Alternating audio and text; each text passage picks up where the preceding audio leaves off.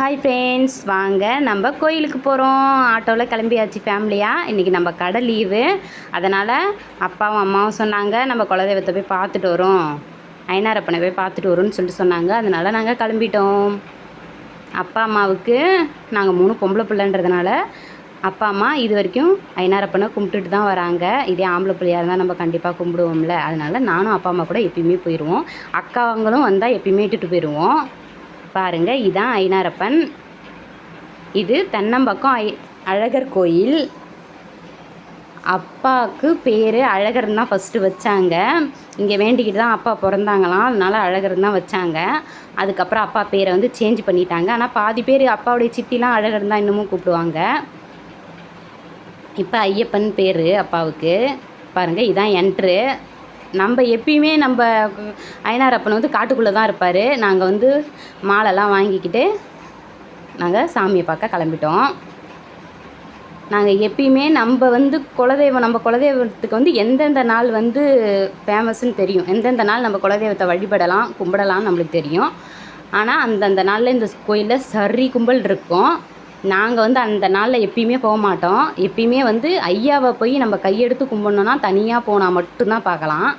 நாங்கள் போகிற நாளில் எப்பயுமே கும்பல் இருக்காதனால தான் நாங்கள் கிளம்புவோம். ஃபஸ்ட்டு பிள்ளையார் அப்பாவை கும்பிட்டுட்டு அதுக்கப்புறம் பாருங்கள், இதுதான் ஐனாரப்பன். அழகர்னு சொல்கிற ஐனாரப்பன் இவர் தான். பொக்கிலை பூரணி 2 பேரும் இருக்காங்க பாருங்கள் பக்கத்தில். எனக்கு அப்பாவை ரொம்ப பிடிக்கும். ஏன்னா சின்ன பிள்ளையிலேருந்து ஐனாரப்பன் வந்த வார்த்தை வாயில் தூங்க பார்த்து நம்மளுக்கு காது குத்தனது எல்லாமே ஐனாரப்பன் முன்னாடி வச்சு தானே நம்மளுக்கு செஞ்சுருப்பாங்க. இது வந்து ஜீவசமாதின்னு சொல்லுவாங்க. அணையா விளக்கு இந்த இடத்துல எரிஞ்சிக்கிட்டே இருக்கும். இங்கே வந்து எல்லாருமே தியானம் பண்ணுற இடம். அதனால் அப்படியே லைட்டாக உங்களுக்கு காமிக்கணும்ல. அதனால் உண்மையானுமே ஏதோ ஒரு நேர்த்திக்கடன் வச்சு இந்த இடத்துக்கு நீங்கள் வந்தீங்கன்னா கண்டிப்பாக நடக்கும். நடக்காமல் போனதே கிடையாது.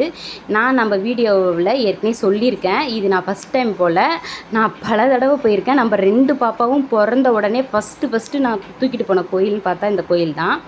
பாருங்கள், பாப்பா கல் எடுத்து வைக்கிறா பாருங்கள். பாப்பா வந்து சின்ன பிள்ளையில இப்படி தான் கல் எடுத்து வச்சா. அவளுக்கு விவரம் தெரியாத வயசில் கல் எடுத்து வச்சா. கண்டிப்பாக நாங்கள் வீடு வாங்கிட்டோம். அதே மாதிரி நீங்களும் எங்கள் அப்பாவை நம்பி போங்க. ஆனால் எங்கள் அப்பா வந்து நான் எவ்வளோ கஷ்டப்பட்டாலும், யார் எனக்கு துரோகம் நினச்சாலும் எங்கள் அப்பா என்னை கைவிட மாட்டார். ஏன்னா அவருடைய பிள்ளைங்களில் அதான் முன்னோர்கள் குலதெய்வ வழிபாடுன்னு எதுக்கு வச்சாங்க? நம்மளை கெடுதல் நினைக்கிறதுக்குன்னு எத்தனை பேர் சுற்றி இருந்தாலும் அவங்கள்ட்டருந்து நம்மளை காப்பாற்றுறது நம்ம குலதெய்வம் மட்டும்தான். நான் எங்கள் வீட்டுக்கார குலதெய்வத்தையும் விட மாட்டேன், எங்கள் அம்மாவுடைய குலதெய்வத்தையும் நான் விட மாட்டேன். இதே ஆம்பளை பிள்ளையாக இருந்தால் நம்ம அம்மா குலதெய்வத்தை வந்து கண்டிப்பாக கடைப்பிடிச்சிருப்போம்ல. பொம்பளை பிள்ளையாக இருந்தாலும் அதை கடைப்பிடிக்கிறது நம்மளுடைய சிறப்பு. நம்மள அப்பா என்றைக்கும் கைவிட மாட்டார். பாருங்கள், 2 பாப்பாவும் சேர்ந்து கல் எடுத்து வைக்கிறாங்க. அவள் இங்கே போனாலே அவளுக்கு வந்து ஆட்டோமேட்டிக்காக வந்துடும். எப்போ போனாலும் எடுத்து வச்சுக்கிட்டே தான் இருப்பாள். ஒரு தடவை எடுத்து வைக்க பழக்கப்பட்டா. அதுலேருந்து எத்தனை வாரத்தில் எப்போ போனாலும் அவள் எடுத்து வச்சுன்னு தான் இருப்பாள். அவள் எடுத்து வச்சுட்டு வரட்டும்னு சொல்லிட்டு அப்படியே உங்களுக்கு கோயிலில் ஒரு என்ட்ரு காமிக்கிறேன் பாருங்கள். அப்படியே சுற்றி பாருங்கள். நான் இப்போ அங்கே முருகரும் இருக்கார் பாருங்கள், சிவனும் இருக்காங்க, லிங்கமும் இருக்குது. எனக்கு வந்து லிங்கத்தை வீடியோ எடுக்க எனக்கு செட் ஆகலை. அது என்னமோ மனசு நெருடலாக இருந்துச்சு, அதனால் எடுக்கலை. பாருங்கள், எத்தனை பேருக்கு வந்து இங்கே வந்து நடந்தது வேண்டிக்கிறது நடந்திருந்தால் எவ்வளோ சிலை இருக்குது பாருங்கள். இதுக்கே நான் பின்னாடிலாம் போய் எடுக்கலை. ஏன்னா பொடி ரொம்ப வெயிலாக பொடி சுடிச்சிட்டுச்சு, காலில் செருப்பு இல்லாமல் போக முடியாது. அதனால் நிழலில் இருக்க இடத்துல மட்டும் நான் வீடியோ எடுத்திருக்கேன் பாருங்கள். நானும் வேண்டிக்கிட்ட நேர்த்திக்கடனை நானும் நிறைவேற்றிட்டேன். நீங்களும் இந்த வீடியோ உங்களுக்கு எதுக்கு போட்டோன்னா, நீங்களும் இதை பார்த்துட்டு வேண்டிக்கிட்டு கண்டிப்பாக வந்து இந்த ஐனாரப்பன்ட்ட உங்களுக்கும் அருள் கிடைக்கணும்னு நான் வேண்டிக்கிறேன். கண்டிப்பாக கல்யாணம் ஆகாதவங்க, குழந்தை இல்லாதவங்க, வீடு வாங்கணும், வேலை கிடைக்கணும், உடம்பு சரியாதவங்க யாராக இருந்தாலும் சரி தான் இந்த கோயிலுக்கு வந்து ஒரு தடவை வந்து நீங்கள் வேண்டிக்கிட்டு போய் உங்களுக்கு நிறைவேறுச்சுன்னா கண்டிப்பாக வந்து சிலை வாங்கிட்டு வந்து வைங்க.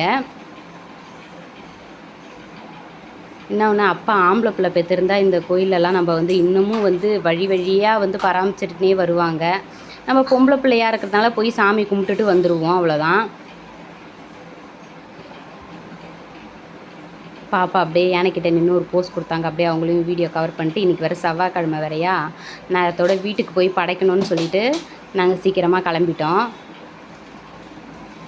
பழமையான சிலையும் எவ்வளோ தூரம் இருக்குது பாருங்கள். இது சுற்றி சிலை தான் ஃப்ரெண்ட்ஸ். ஆட்டோ ஸ்டார்ட் பண்ணியாச்சு. வழி நெடுக்கும் பனை மரத்தில் கல் வச்சுருந்தாங்க ஃப்ரெண்ட்ஸ். அதை காமிக்கிறேன் பாருங்கள். இந்த வீடியோ உங்களுக்கு பிடிச்சிருந்தா லைக் பண்ணுங்கள், ஷேர் பண்ணுங்கள், கமெண்ட் பண்ணுங்கள், சப்போர்ட் பண்ணுங்கள். பாய்.